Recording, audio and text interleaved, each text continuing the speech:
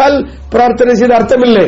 அதில் ஹலாலான சம்பாத்தியம், ஹலாலான வழிபாடு, ஹலாலான பணப்பரிமாற்றத்தை நாம் கடைபிடிக்க வேண்டும். ஹலாலாக சம்பாதித்து விட்டு நாம் அல்லாஹ்விடத்தில் பிரார்த்தனை செய்தால் நிச்சயமாக அந்த பிரார்த்தனை அங்கீகரிக்கப்படும். ஹராமான சம்பாத்தியம், நம்ம சம்பாத்தியத்தில் ஹராம் ஹலால் பார்க்கவே இல்லை எங்க ரீதியில் நாம் ஆழ்ந்து விட்டு இறைவா தா தா என்று கேட்டால் இறைவன் தான் கேட்கிறோம், அல்லாஹ்ட்ட தான் கேட்கிறோம், அவளியாட்ட கேட்கல. அல்லாஹ்ட்ட கேட்டா கூட அங்கீகரிக்கப்படுவதற்கு நாம் அது தகுதியை உண்டாக்கிக் கொள்ள வேண்டும். உண்டாக்கிக் கொள்கிறோமா என்றால் இல்லை. ஆகவே பிரார்த்தனை செய்ய வேண்டும் அல்லாஹ்விடத்தில். இறைவன் தான் நீரை இறக்குகிறவன், மழையின் வாயிலாக நீர் நிலையங்களை வழங்குகிறவன், நீர் நிலையங்களை பாதுகாக்கிறவன் என்ற நம்பிக்கையோ அல்லாஹ்விடத்தில் துஆ செய்ய வேண்டும். அடுத்தபடியாக மழை தேடி தொழுகையை நாம் நீரை பெறுவதற்காக தொழ வேண்டும். மூன்றாவதாக வீண் விரயம் செய்யக்கூடாது. நீரை பயன்படுத்துகிற நாம் அளவு கடந்து நாம் ஒருவர் குளிப்பதற்கு ஒரு 100 லிட்டர் தண்ணீர் தேவையா?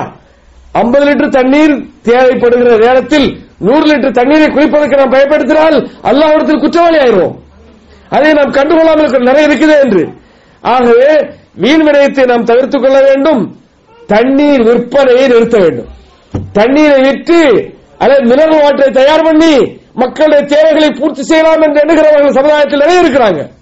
தண்ணீர் விற்கப்படுகிற பொருளே அல்ல. அல் முஸ்லிமூன ஷுரகா ஃபீ ஸலாஸின், முஸ்லிம்கள் 3 விஷயத்தில் பங்காளிகள். நல்லா நினைச்சு வச்சுக்கிடுங்க, குறிச்சு வச்சுக்கிடுங்க. ஒன்று தண்ணீர். தண்ணீர் அனைவருக்கும் உள்ளது.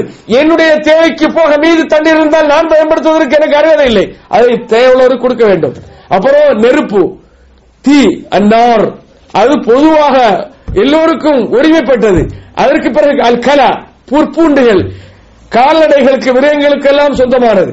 இதில் காற்றையும் சேர்க்கிறார்கள். காற்றும் பொதுவானது, அதை விற்கப்படுகிற பொருள் அல்ல. ஆகவே மினரல் வாட்டர் என்கிற இந்த நாகரிகம், இந்த கலாச்சாரம், இவற்றை நாம் குறைக்க வேண்டும்.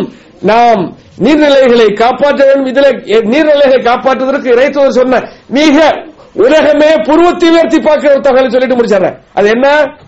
லா யபூலன்ன அஹதுக்கும் ஃபில் மாயிர் ராக்கித். லா யபூலன்ன அஹதுக்கு நாகரிகத்தை, ஹலாரத்தை இறைத்தூதர் மக்கள் கற்றுத் தர்றாங்க. நாகரிகத்தை யாரும் பயன்படுத்துகிற தண்ணீரில், தேங்கி நிற்கிற தண்ணீரில் சிறுநீர் கழிக்க வேண்டாம். இந்த கட்டளை உலக மக்களுக்கு இஸ்லாம் விதித்த கட்டளை. இவற்றை காப்பாற்ற வேண்டும். யார் காப்பாற்றா? எந்த மதம் இதை சொல்லுகிறது? எந்த ஐடியாலஜி சொல்லுகிறது? குளிக்கிற தண்ணீரில், குளத்தில் அல்லது ஆற்றில், நதியில், கடலில் சிறுநீர் கழிக்காதே என்ற நாகரிகமான ஒரு வழிகாட்டுதல் இஸ்லாம் நமக்கு தந்திருக்கிறது. இது வெறும் தண்ணீரோடு நின்று விடுவதல்ல. அது பண்பட்டவர்கள் இதை எங்கேயுமே முறையாக இல்லாத எல்லா இடங்களிலுமே சிறுநீர் கழிப்பது கூடாது என்ற ஒரு முடிவுக்கு வர வேண்டும். நின்ற இடத்தில் போய் நின்று இப்படிப்பட்ட தேவைகளை பூர்த்தி செய்கிறவன் காட்டுமராண்டி. நின்ற இடத்தில் சென்று, அதைத்தான் நிறைய ஊர்ல பார்க்கிறோம்.